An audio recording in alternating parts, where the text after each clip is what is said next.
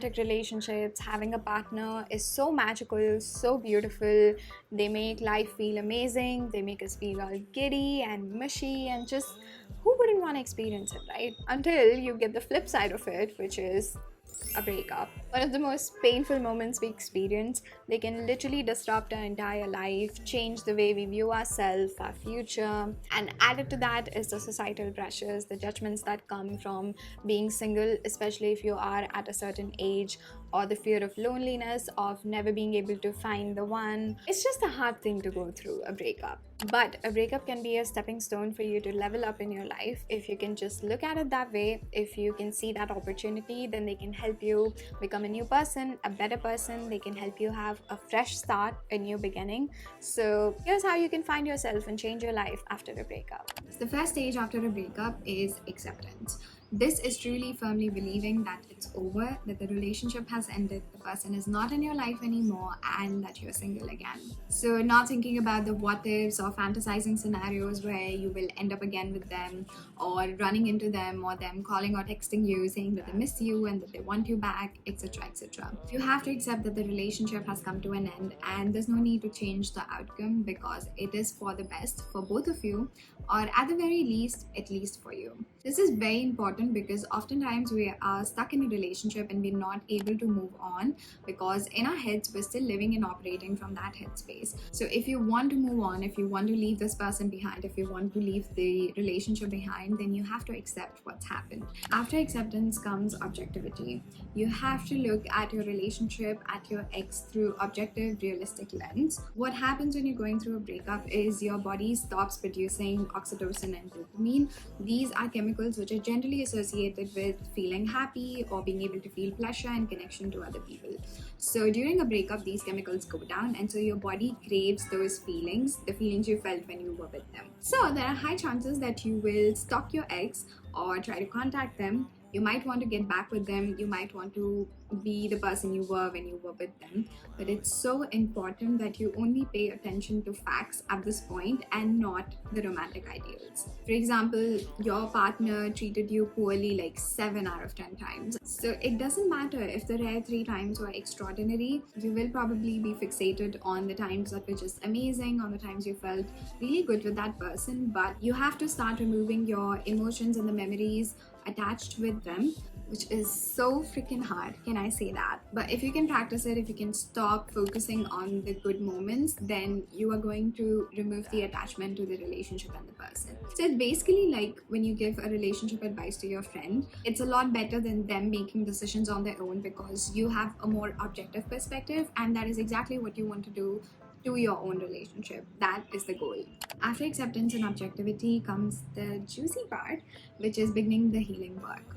Any committed relationship when ended will hurt you deeply, no matter how long you stayed together, because you probably put a lot of effort into it, you were really invested in it. So you have to process all that's happened, not just in the breakup but throughout the relationship, because even if you were in a good relationship or it was fairly healthy, there will probably be a lot of things that you can learn from the relationship. Many wounds are going to be triggered by a breakup, even the ones that were suppressed or actively ignored during the partnership. Wounds from past breakups, childhood will come up, so it is an excellent opportunity for us to realize our own patterns, subconscious beliefs, and just to come out of autopilot. My own healing was triggered by a breakup, so look at it as a blessing in disguise. Also, don't jump back into the dating game immediately because there are high chances that you're going to be repeating the same thing as the past relationship. You could have the same triggers, or you could literally attract the same kind of people. So it's important that you take this time to yourself. A lot of us, a lot of times, only date someone or we are with someone because we're just scared of being alone. We're scared to be with our thoughts and feelings. So you have to start getting comfortable with that.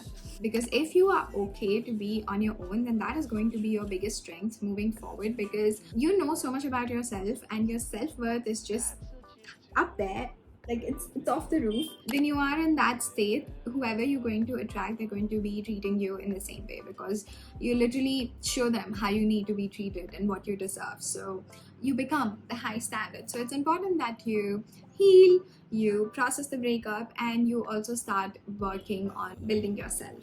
This growth also means that you look at the role you played in the relationship.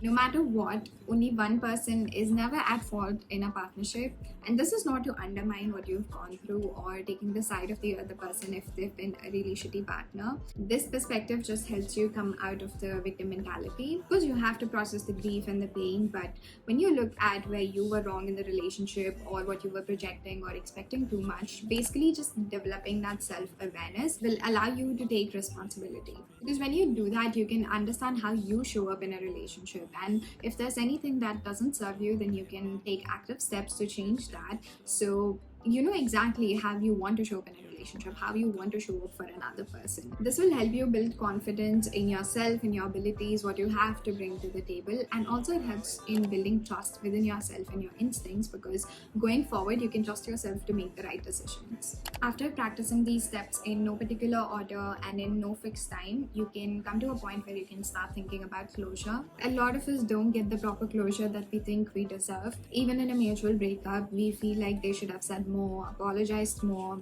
as if something is always missing, and once we find that missing piece, we'll be able to move on. But the truth is, closure always has to come from you. You have to decide that you no longer want to be attached to the relationship or that person. So you have to find the strength within you to forgive yourself, forgive that person even, because no matter what is going to come from the end, it will never erase or lessen the pain and the hurt that you felt. And I saw this somewhere on the internet, I don't remember where it was or who said it, but it went something along the lines of, you know exactly how painful it was to go through the relationship or the breakup. You don't need that person to tell you that or accept that, just give yourself that validation. When you decide that you are not going to wait for them to do something in order for you to move on, you are taking that power back. You are giving yourself that freedom to move on, to lighten the load of the relationship. So give yourself that closure that you deserve. You don't need it from them anyway. Also, start focusing on different areas of your life, because contrary to popular belief,